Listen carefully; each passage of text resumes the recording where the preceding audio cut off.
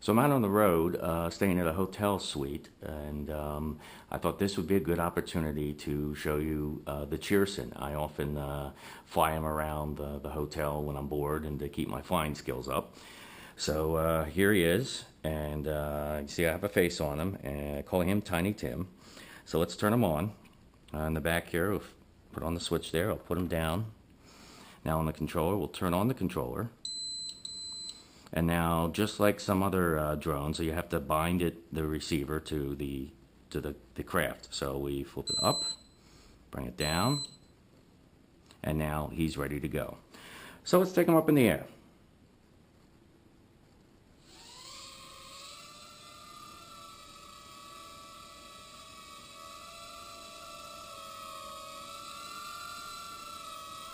And as amazing as it seems, for something so ridiculously tiny, it's actually pretty agile. It flies pretty well. It's very responsive to the controls, almost too responsive. I've got to be very careful not to just jut it up in the air.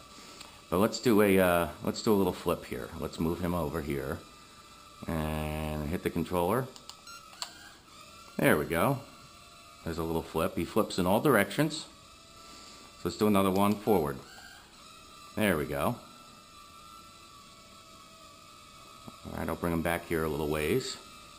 Now he's got 3 flying modes. Right now, as you see how I'm swishing him back and forth, and you see he doesn't like angle very far. This is the beginner mode. It's good in like small places like this, like in hotels where you really can't go very far. But if you hit the left controller, you will get 2 other modes. I'll hit it again. There you go, and you heard 2 beeps. Let me bring him back up.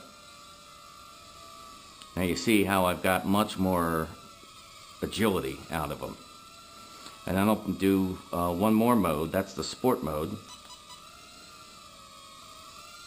Now you see there's plenty of agility there. You can do a lot of like fast moving back and forth, as you see as I'm doing here. But it's, you know, and you can do it in a small space, but it's just a lot tougher because you really want to have a little more room to do that. I believe the range is about 100 to 150 feet. I actually took this to an empty college basketball arena, and I was able to take it all the way to the other end of the arena and not have it lose signal. If it does lose signal, it'll do what most others do. It'll turn itself off. Here, let's demonstrate that. I'll take it over the bed. And here, let's turn off the transmitter. Whoop! And there it goes. So that's better than your other option, which would be that it would just fly away off into oblivion. So let me turn it back on, bind it back to the craft. And away it goes again.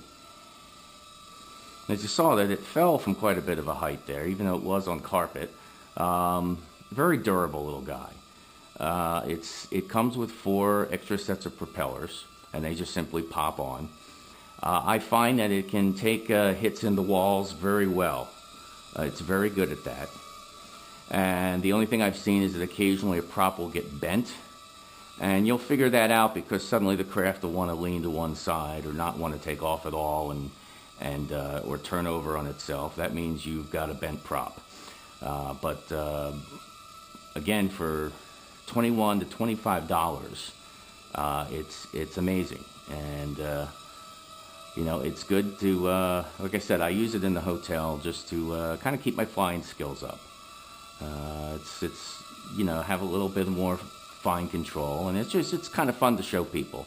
I find people are just as fascinated about this as they are the bigger Phantom that I have, just because it is just so ridiculously tiny.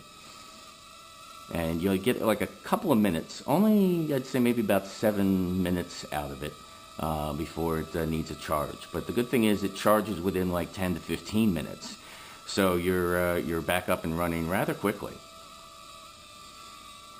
So let me let it run down here. Oh, it's running down. You see it's flashing.